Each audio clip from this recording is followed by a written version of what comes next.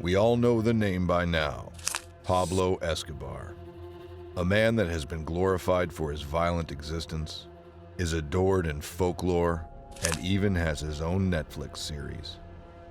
In Bolivia, as well as in Colombia, Mexican Marines, Special Operations Forces, and law enforcement were unable to even get a glimpse of Escobar. That was, of course, due to his sophisticated network of spotters, sicarios, soldiers, and his bribing of the law enforcement agencies. It took many, many attempts to capture Escobar, but in the end, it was due to Delta Force and the intelligence support activity that his reign ended. Welcome to the Spy Network. So the images of Pablo Escobar lying on a roof, shot down and executed, have been seen by many of us, either in the Netflix show or in documentaries, of which there are plenty. There is, however, a story that has not reached the shows. The backstory to how he was captured, of which not many people know. Let's take a look at some of the history. In 1999, Escobar fled from Colombia to Bolivia to evade his capture and went into hiding.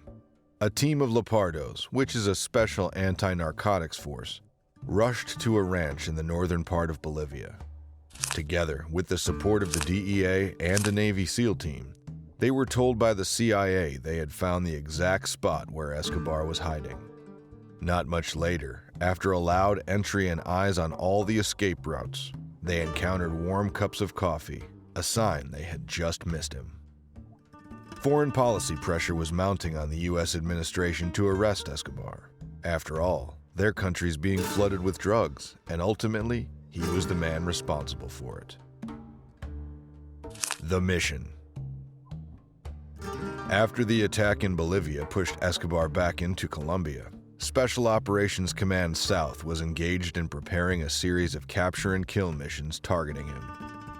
JSOC had dispatched personnel, logistics, and assets into Colombia on multiple occasions, only to have the operations fail again and again. The commander of Delta Force at the time, Jerry Boykin, was called by General Bill Garrison and told him to go down there and make this mission a success. He was instructed to select a few of his best men and keep it small. These men were Gary Harrell, Joe Vega, Tony Mofness, and Jack Alvarez. They were selected by Boykin to join him on what would be dubbed Operation Heavy Shadow.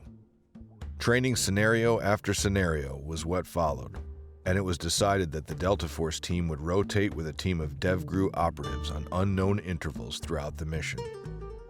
At the time, an intelligence mission was ongoing. The ISA, codenamed Sentra Spike during that period, is the elite espionage unit of the U.S. Armed Forces and was tasked with gathering intel on Escobar. They were also known under their cover names as Cemetery Wind, Robin Court, and Tom Victor. Sentra Spike was operating out of the 5th floor of the American Embassy in Colombia. The ISA operatives used Beechcraft 300 series aircraft fitted with special surveillance equipment to determine Escobar's location. They appeared as perfectly normal aircraft, but the wingspan was 6 inches wider than normal. This extra space concealed the eavesdropping antennas. It's reported that one of the technologies used was an IMSI catcher, a specific device that works as a mobile transmission tower for your phone calls. It flies around a specific area, mimicking the cell phone towers. The phone automatically connects to the transmission tower, and little did Escobar know that none other than ISA was eavesdropping on his calls. This way of working allowed the ISA to pinpoint Escobar's position to an area of around 200 meters. This was a great way of gaining insights into his operations and his next moves. However, during their work in 1989, most of the intelligence they shared with police was going to waste, as most of the case officers were either corrupt or unwilling to go against Escobar. When Escobar surrendered in 1991, Sentra Spike was taken off the case, only to get back a year later when Escobar escaped from prison. The Delta Force commandos were inserted after the intelligence support activity operatives were convinced enough actionable intel was gathered. This is where Boykin's team comes in, together with the ISA and now working with Colonel Hugo Martinez, who did not intend on letting Escobar get away again. He worked with ruthless efficiency, aided by Centrospike's intelligence. During this time, 16 Delta operators put a unit of Colombian Special Forces through a 3-week assault course at an army base called Tolamita. At the same time, a rivalry was being built up between the CIA's intelligence unit called Majestic Eagle and the ISA operatives. Both had the same goal, capturing the most prolific drug trafficker, but the ISA was doing a far better job, at a much lower cost. Fun fact, they competed for which team could stay in Colombia and work on capturing Escobar, and the ISA won. Majestic Eagle wasn't capable of tracking dummy agents any closer than 4 miles. All the while, the ISA could pinpoint the targets within a 200-meter radius. In their efforts, they were pulled from the mission again in early 1993 due to a temporary assignment in Somalia, tracking down the warlord Farah Adid, of which we made another video. By November 1993, Escobar was tracked down over and over again. Until now, they were unable to capture or kill him, but the noose was tightening, and it was only a matter of time. The 2nd of December. Upon the arrival in Colombia, a few men went on to work with the local police, specifically the Search Block. This was the Special Operations Force of the National Police, which led the hunt for Escobar. Delta Force was instructed to remain invisible, support the local teams, provide training, and make sure that the operation has written Colombian National Police all over it. In the meantime, a sniper post overlooking the Medellin Valley was being set up by 2 members of Boykin's team. Using their observation equipment, they looked at all the places suspected of Escobar's presence and had drones flying overhead for visual confirmation. By this time, the Special Operations Forces, still aided by U.S. intelligence, were doubling down on their efforts to capture Escobar. Centrospike and a mobile Colombian surveillance team managed to track him down to a suburb of Medellin. Within the next hours, his position was pinpointed and he appeared to be present at his mother's house.